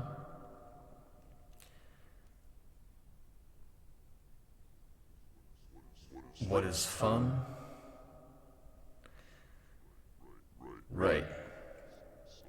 So, yeah, I can have fun at doing what I feel like doing, but it's a different kind of fun. It's a turning within kind of fun, rather than just drinking alcohol and then dancing, because there are others and you just wanted to dance. It's also showing how you really feel. And that's, of course, why the way I dance, I feel like it's a form of self-expression that I can use to dance without words and just dance. And so, yeah, sure, what's a romantic relationship? Can a marriage work with a romantic relationship? Or is it just whitewashing all the other shit? No, instead of just, romance is too soft for marriage. But I think you have to have some kind of romance in your heart to really love being with each other. I just don't like the idea of a woman just being hard all the time. I also want her to be soft in some way, so we can snuggle and cuddle and nibble. I don't just want to bite and tear into each other. I also just want to lay on top of each other. And, have her kiss my neck really gently. And I want to do that with her. Without her being like, it tickles. No, I want her to enjoy the tickling. And the intensity. I certainly like to be gentle with women. That's just weird. A lot of the women I met, they were just like stones, like a beetle lying on its back. They just did nothing. You just do the deed, and then it's over, and then they go and shower, and for them it's like, almost like nothing happened. I'm like, why did we even give into this? I find it strange to have sex with a woman and then she just leaves and showers. What's the meaning of this? And you can say, well, maybe that's all it was. But then what is the meaning of sex? Why should I have sex if it's always like this? If you just sleep with each other and then you just move on and act like nothing happened. I don't know, to me it's something special, but maybe that's just what it is. Maybe you feel stuck up, but that's the problem. If you feel good, but the woman doesn't, and you sleep with her, I mean, what is she supposed to give you? Which is why I wanted a woman that knows how to feel good by herself.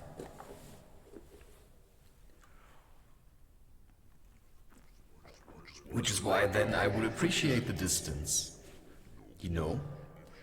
If she does it in order to be with me, because being with me while being dependent is basically impossible. Just as if I'm dependent, you know, I can hardly be with anyone else. Which is also one of the reasons why I actually seclude myself at the moment, because I'm not where I want to be. Because I'm depending on others. Right? I don't have money. So when I'm around you, I'm just going to sit there and I'm going to give you the feeling, you know, I want something from you. But you can't give it to me. And I just keep coming. And then you're like, what the fuck are you doing here? You know, just do your work. And then, I don't know, maybe we will get back together and play Frisbee in the park and, you know, do stuff with teenagers or whatever. I mean, it seemed like it worked.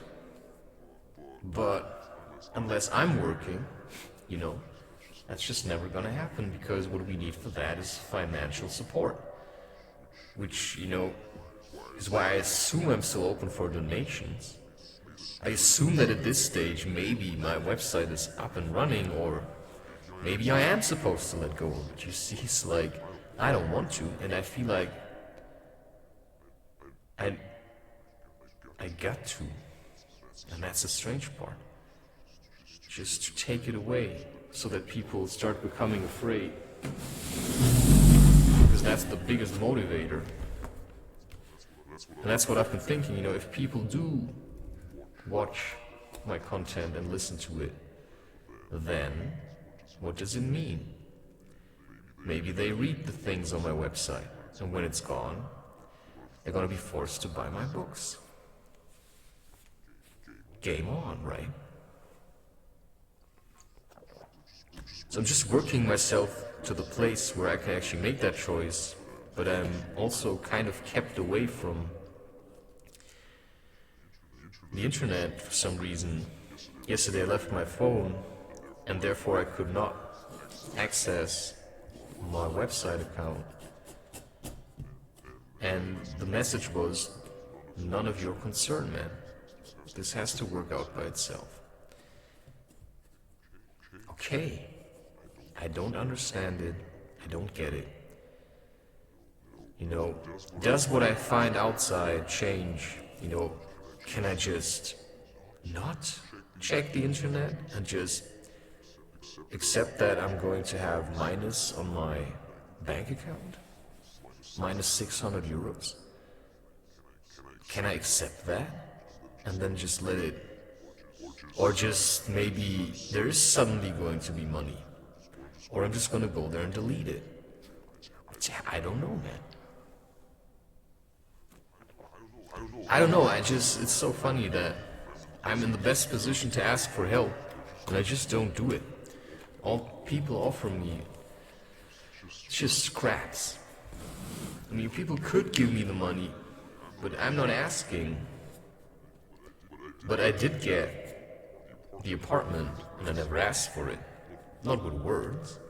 I may have shown it that something needs to change here. But it just didn't. And suddenly I have my own apartment. It's just strange, is it? Really strange.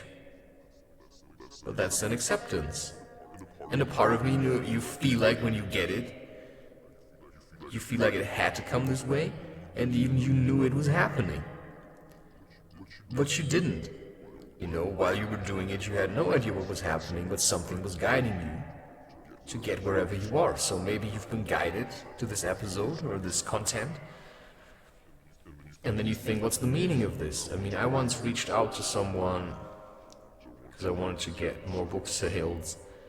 We had an interview and he was like, yeah, I mean, why did you contact me? You know, I thought, what is the meaning of this? It's like, I don't know, man. I mean, that's what I say, but, you know, really there are things I'm just ignorant about, or of. Because there's no way of actually telling it. there's no way to actually say, that's how it is. I contacted you because of this, because what I thought I contacted you for was to just get more book sales. Did it work? Well, who's to say? If I look at the stats, it doesn't show. If I look at my bank account, last time I checked, it doesn't show. I still have an apartment, which is weird. So in terms of credit from the outside world, it's very limited, right? It's very limited. At least maybe I'm just too greedy. And then also, when I slept with you, I thought this meant something. It meant something to me, and it never really meant anyone. That's the thing, To me, sex also kind of always meant something, or I just did it because I thought I had to. But this one time I really felt like it really meant something and never had waited that long. And no woman ever stuck around for so long. And I actually asked her, do you want this? And she said yes, and then it happened, and I thought it was super nice. Even though it was so short. And even I felt so weird, like, why did she shower herself afterwards? I felt like I was being rejected. Or maybe she just made sure, she didn't get pregnant or something. I mean, we tried it twice or 3 times, but it just didn't click. So it was either not the time, not the place, and then you could always say not the person. So... But then why is there this part of me that thinks, it's gonna happen again? It's gonna come again.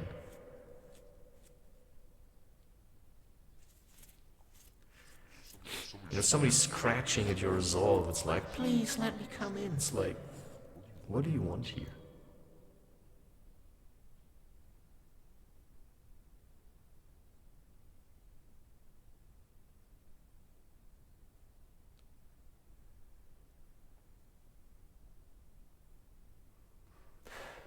Okay. I don't know, just hearing sounds, asking what they were. Passport, will I ever be able to travel again? Just think about it. There's a human being talking to you in a completely different place than you are. Maybe you have all the funds available. Okay, maybe you just work a normal job. I don't know what you do in your life. But there are people out there who are really sacrificing something for something. Or for someone, or for an idea, or a vision, or just, because they believe in it. And I'm sacrificing a lot of things. And so just by what you know about life, you think, okay, something has to come out of it. And I do realize I'm certainly getting better at creating content and at just being myself.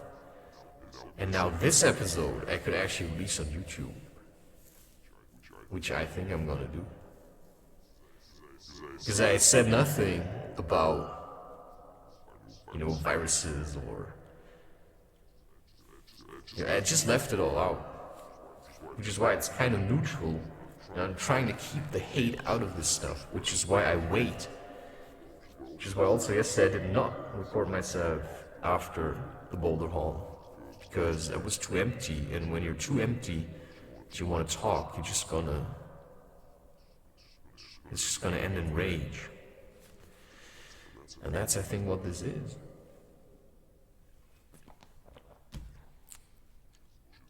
Just learning how to keep the rage and give the love, which is what you need with an emotional woman. And what this other one said, she actually came from the same place, I think, in terms of geolocation or whatever, coordinates. What she said in that poem, I just want to be like the ocean, right? Stormy. And I just want a man to be there and hold me while I rage. Because how it often is, the woman starts to rage, and what the man does is, try to fight with her. She doesn't want to fight physically or with words, because that's always gonna hurt each other. And what she's saying is, I'm empty. I need love. And then the question is, how selfish are you gonna be? Selfishness is often a symptom of fear. I'm afraid to give because what am I gonna get back? Well, if I give to one woman, then I'm gonna get back love and a child. And if we can't have children, we can still adopt them. Like, if the love is real, then I see no reason why there would be no child. And that's just gonna happen. And you're just gonna have an instinct. You know, I will never sleep with a woman that takes the pill or any other forms of contraception. And I'm never gonna use condoms again. Which is why, you know, game on. And there are few women that actually never took the pill and refused to sleep with men without condoms. And that's then the woman you're trying to look for. But how would you know? Right? You can't know. Because when she says it, she may just whitewash herself. So I realized you never really know, so I just started paying attention also to the women. How are they in my presence? You know, if I just stop messing with them and I just let them do what they want, then you see pretty quickly how indebted or how invested they are into the relationship between the two of you. You know, you can feel where they are in spirit. And a woman that is connected with you in spirit, you know, I mean, I'm just saying, Jake Sully knew he had to become Taruk Makto to get Neytiri back. I mean, he just knew that. I mean, it's not that he screwed up, but he opened up to these people and he fell in love. And he could have just gone back and said, you know, fuck it. You know, just let these savages go to hell. You know, I'm gonna join the other team again. But he actually, I mean, he fell in love with the nature and with Neytiri and with the way of their life. And he was willing to sacrifice his old life to be with this woman. And he had to become, you know what, if he had stayed on Earth, you know, he just had no legs, and suddenly he's in that avatar and he's strong and he can do something, which is why you can change your body. You know, if you have a weak body now, you can build it up. You know, I went to nature to build myself up. I went to the Boulder Hall to build myself up, and I did what I showed on YouTube. I'm always saying if it's still available, I assume it will be, but it's just hard to say, because it's just so far away. And I have had a few strikes with content creation, you know, being caught visiting a porn site, you know.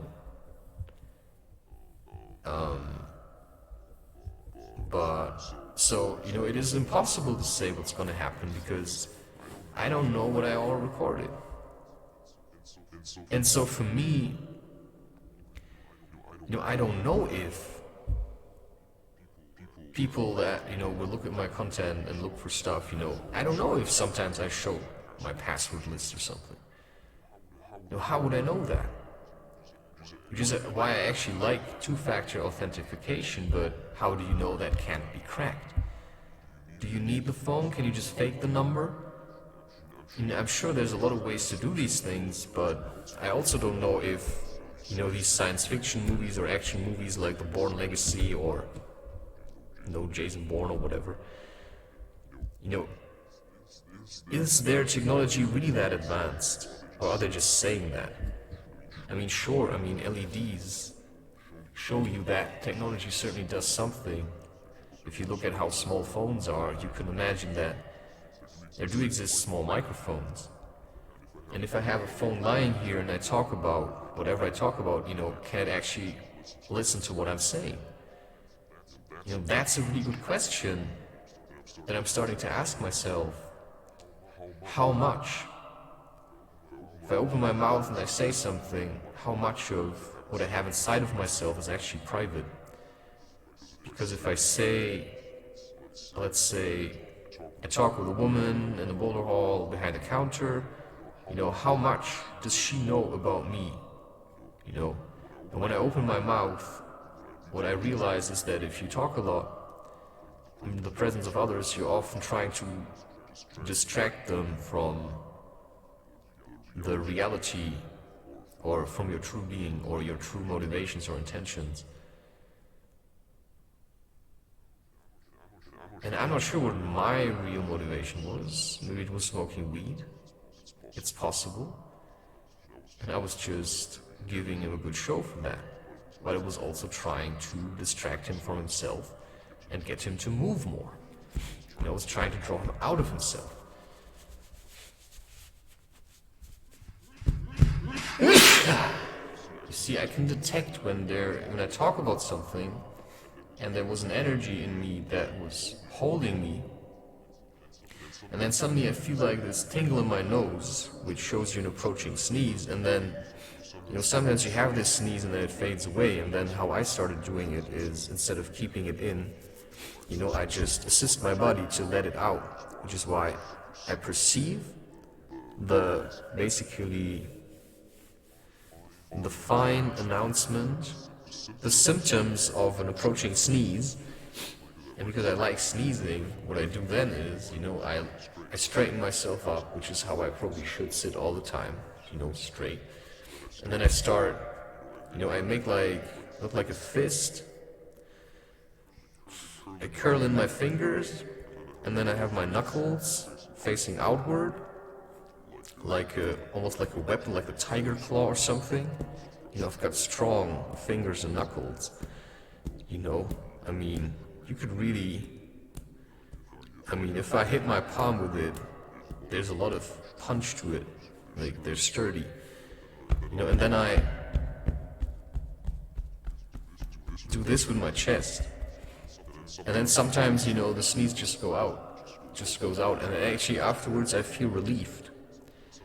And sometimes I'm not sure, because I talk about so many things, and then I get to the end of it, and then I say something, I have a realization, and then maybe next time, you know, I think if I resolve issues within myself, I include everybody that's connected to these issues. So if I have an emotional problem with someone and I keep working with it, I can actually resolve these issues for other people, which is why when we meet the next time, it's going to be different. Because if we communicate in spirit, then that transcends matter, and space and everything, because spirit, you know, everything's always connected and everything's happening at the same time. But at the same time, your spirit is rooted into this body, you know, which is then, you know, what grounds you and keeps you in one place and from just being everything all the time. Which is also why smoking psychedelics or taking psychedelics when you're alone is advisable. So you can remember who you are. Because if you're too stuck on doing it in groups, then you forget who you are. And everybody tries to be like everyone else, which is why, you know, I think smoking should be something you do for deep contemplation. But, you know, you could also do that by meditating. I think it's just a distraction from myself and the burden that I feel like I have to carry. I mean, my name's Christopher. This is spiritual advice from a Barbarian Lunatic. You know, instead of considering donating, just buy a book, man. I mean, Crazy Wisdom was really hard work. They were stories I actually posted on Medium, and I was going nuts. You know, in a number of weeks I had 400 stories, and they include everything I had on my website. And that's what the book starts with. It's the first, I think, 100 stories, and it has 500 pages. It weighs, I think, a kilo. Well, it's art. You know, it also has no content, table of contents. You know, sometimes there's stories, sometimes there's poems, you know, one chapter, one page, you know, sometimes one chapter is just one page. I included images. There's all kind of things in there. I know it may be really confusing, but it's certainly a way to work with yourself or distract yourself and just look for solutions. Sometimes there's possibly recipes in there. But at the moment I also just work with the things that I have. I'm really focused on YouTube and on my podcast. And since Instagram is part of YouTube, it's also really hard to just keep that away from myself. Because I also really like doing art. I mean, it really inspires me to work more. And I like the way that I'm posting, just randomly, except for YouTube and my podcast. Just released another album called It's a New Life. It's certainly very artistic. I just don't want this craning anymore, like, I just want to make masculine art, which is the challenge. And that's why then sometimes I drink beer, so I don't just feel so timid. Sometimes I just like to dwell on dark thoughts, which is where tobacco helps me with. It also helps me to realize, wow, I can learn to deal with it much better. Whatever I did, everything I did in the past couple of days helped me to sit here and record this. So how could I say it was a mistake? I haven't slept with a woman yet, I'm containing myself. There may be this kind of truth that there is this woman and she's gonna come. Sometimes it says you no longer have to doubt her. But it's still that, she's not here yet. Not in the flesh. Not in the, ooh. I want to giggle together. I want to sniff each other. I mean, I like this. I always inhaled these women. But some women are really strange. And you don't really know who they all kissed in the meantime. Which is why that's what I mean with fluffy mouth. It's just too much. If a woman's constantly licking her lips for you, it can also be kind of disgusting. She's gonna eat you up and then just leave you drained. And that's the part I have in myself as well, which is why when I go to the boulder hall and there's this woman, I know if I would take her, I would just leave her. Because my spirit wants to be something else. I cannot be with someone who doesn't understand the principle of suffering, right? Or maybe she understands it. She's just communicating in a different way. But I also want someone who can engage in these conversations and just lose ourselves in talking about these things. Because I like to talk. And I like her also to listen. And I also like to listen. Right? But, sometimes I try talking with people, but they just don't know what I'm saying. I'm trying to introduce these concepts into their minds, but I don't know what happens to them. I don't know how they see me.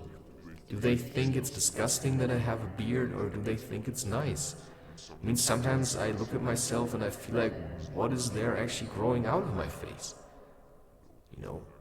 And that's then the animal body that people try to act like they don't have. And at the moment I'm considering growing my hair out again. Just to change and to see, what can happen if you change your outer appearance, because I'm so sick of castrating myself. But at the same time, having long hair is really a challenge. And it's hard to identify with that. I always had short hair, and maybe I was just being created after the image of my father.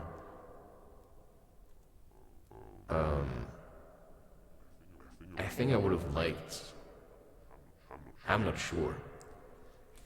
I don't know. Everything's always itching, and hair is certainly itching, but I also like going through my hair with my hands. I like this experience. And maybe it's time to try and go back to it. I also would like a woman to... It's just hard to take yourself serious with long hair in a world where most people I mean, they make jokes about anything. What does it matter to you if somebody says, "Are you a woman?" It's like, I don't know. Last time I checked, no, there was something dangling between my legs. Right, you know what I mean. It's like, don't let them push you around. People tell you all kinds of stories just to scare you, how violent something is, or how crime-infested places are. It's hard to tell. And how far would you want to go to find out? I don't know, man. I mean, every city has some kind of never never, right? Places you will never be a part of. And I think it's better that way. Sometimes. So I learned to stay away from people that I have my doubts with. Because they surround themselves with violent people. And I don't like that. I've never been violent. Of course, there's a sort of violence when you work on yourself spiritually like a horse and try to kill or let go of everything that's holding you back, including people and whatever. Which is why, yes, I want a woman that knows how to hold herself. Back to the question, can I be friends with women? Does it really matter? If I would invite a woman into this place while thinking I have a wife, that's the question I've been asking myself now for some time, and sometimes you just have to do it. Even if it's just to prove to yourself that you can also just be friends with women. Right? And I don't like men in here. Just don't like it. This is more a place for a woman. Men could never take this seriously. And I'm serious. They would just look down on me. And there are very few women, a woman that would want to be in this kind of place would have to be someone playful. She would have to know that there is a child inside of her. Because that's what you need in here. But it's also quite mature, because it's just what I did. And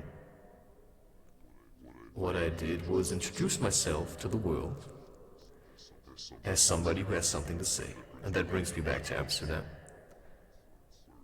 where it said, yo. I met someone and we had the same exact cover for our laptop. Was that just coincidence? Or a meaning? I also met someone and she had the same exact oracle. It's like kind of spiritual oracle with 64 cards. And I felt like, oh wow, is that a connection? And then you meet someone and you feel like you've got nothing in common. You have something in common. And you saw an image of her that she posted before she kind of vanished off the face of the earth and of the internet, seemingly. Certainly from my earth or whatever. And there was a picture and I thought, she just looks like me. I mean, could I be with someone that is so similar to me? Was she just faking it? To rub it into my face? How cool she can be? Or was she just, did she take her stuff off because she decided she found another man and now she's having a child? Or did she take it off because she thought it was torturing me? Or because she just wanted to retreat and figure out who she is without posting?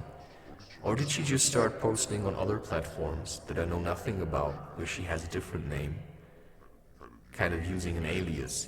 These things exist, and I may know nothing about it. I have tried to find her, but it's just all gone, From whatever device I try to access her Instagram page, it just said it's no longer available. So either it's like super private, or she just took it down. If you Google, the name, then you still find that she you know, you find the posts, but if you click on them, there's nothing. And that's while I'm not logged in, so it really looks like it's just gone. Because if it would be private, it would just say it's a private account, right? You see, it's like, this is so strange. But when I'm sitting here, I feel like she's already here. She just has to manifest, and it's just, what a bullshit, you know? But at least it keeps me going. I still can't imagine her. I have no idea how she looks like. I actually don't know who she really is. I feel like I know, but it felt good when we were together, or it felt right. But it was too much to handle. Maybe you think, yeah, you should never get back together. But that's then for life to show you, and I'm gonna show you how I can end this.